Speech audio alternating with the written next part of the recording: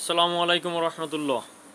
দেখেন, আগামীকাল কোন শেয়ার গেইনার হতে পারে এই কথায় যদি আসি, তাহলে বলতে হয় অনেক শেয়ার গেইনার হতে পারে। তারপরও কিছু শেয়ারের কথা বলতে হয় আপনার আলাদাভাবে। দেখেন, আগামীকাল এখন তো প্রতিদিন আপনার মিনিমাম 30-35টা শেয়ার টপ গেইনারে বা ভালো দর বৃদ্ধি পাচ্ছে প্রত্যেকটা কার্যদিবসে, এবং 200-র উপরে শেয়ার বৃদ্ধি পাচ্ছে। তার মানে আগামীকালকে একেবারে নির্দিষ্ট আকারে এই যেগুলো বলবো এইগুলাই গেইনার হবে তা না, অনেক শেয়ার গেইনার হবে।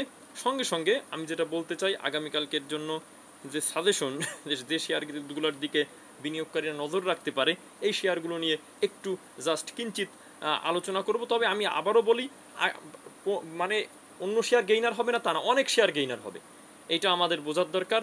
অনেক শেয়ার বাড়বে আগামীকাল, কিন্তু নির্দিষ্ট কিছু কিছু শেয়ার আছে যেগুলো আসলে এখন পর্যন্ত প্রাইস গ্রোথ হয়নি, দাম বাড়েনি। দেখেন, সংক্ষেপে বলবো, ভিডিওটি শেষ করে দিব। সেটা হলো, আগামীকালকের যদি চিত্রটা দেখেন, আপনারা একটু লক্ষ্য করবেন, নিজেদের মার্কেট বিশ্লেষণ করা শিখতে হবে। একটু লক্ষ্য করবেন যে এই যে আপনার গত সপ্তাহ, তার আগের সপ্তাহে, 2 সপ্তাহে মার্কেট যে টানা বাড়তেছে, ধন্যবাদ জানাই যে মার্কেট বাড়তেছে, যারা দায়িত্বশীল আছে তাদেরকে, যে মার্কেট যে টানা বাড়তেছে, এই বাড়ার মধ্যেও আপনি যদি দেখেন কিছু শেয়ার, আমি যদি বলি আপনাদেরকে, কিছু শেয়ার কিন্তু এখন পর্যন্ত সেইভাবে মুভমেন্ট করতে পারেনি, সেইভাবে কিন্তু ঘুরে দাঁড়াতে পারেনি, কিন্তু মুভমেন্ট করার মতন শেয়ার এরকম 4-5টা শেয়ার আমার চোখে পড়েছে, যে শেয়ারগুলা এখন কিন্তু জেড ক্যাটাগরি হোক, বি ক্যাটাগরি হোক, সি ক্যাটাগরি হোক, এন ক্যাটাগরি হোক, এ ক্যাটাগরি হোক, সব ক্যাটাগরির শেয়ারই বাড়বে।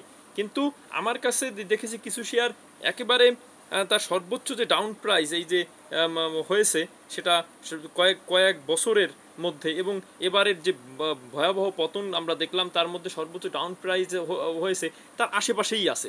এরকম আমি 2টা কোম্পানি, জেড ক্যাটাগরির 2-3টা কোম্পানি দেখছি, বি ক্যাটাগরির এরকম 2-1টা কোম্পানি দেখছি। তার মানে আপনার দেখতে হবে যে এই আপট্রেন্ডের মধ্যে, এই বড় ধরনের সূচক বৃদ্ধির মধ্যেও কোন শেয়ারগুলা তাদের জায়গা থেকে এখন পর্যন্ত বাড়তে পারেনি, বাড়লেও 10 পয়সা 20 পয়সা। ধরলাম আমি একটা শেয়ার দেখেছি 5 টাকার, এখন এই শেয়ারটার সর্বোচ্চ ডাউন প্রাইস ছিল 4 টাকা 70 পয়সা, এখন সেই শেয়ারটা 5 টাকা আছে, তার মানে কিন্তু বাড়েনি। অন্য অন্য শেয়ারগুলো যেভাবে বাড়ছে সেইভাবে বাড়েনি।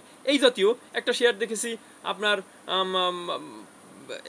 যখন বাড়া শুরু হয় তখন 46 টাকা 47 টাকা ছিল, এখন 48 টাকা 49 টাকায় আছে। তার মানে এই শেয়ারগুলা কেবল বাড়েনি, বরঞ্চ এই পতনের মধ্যেও কয়েকদিন তারা ডাউন হয়েছে, পতন হয়েছে। এরকম এই জাতীয় কিছু শেয়ার যদি আপনারা পান, সেই শেয়ারগুলোতে নিশ্চিতভাবে এন্ট্রি দিলে ইনশাল্লাহ দেখবেন যে একটা প্রফিট আপনারা দ্রুতই ঘরে তুলতে পারবেন। আসসালামু আলাইকুম।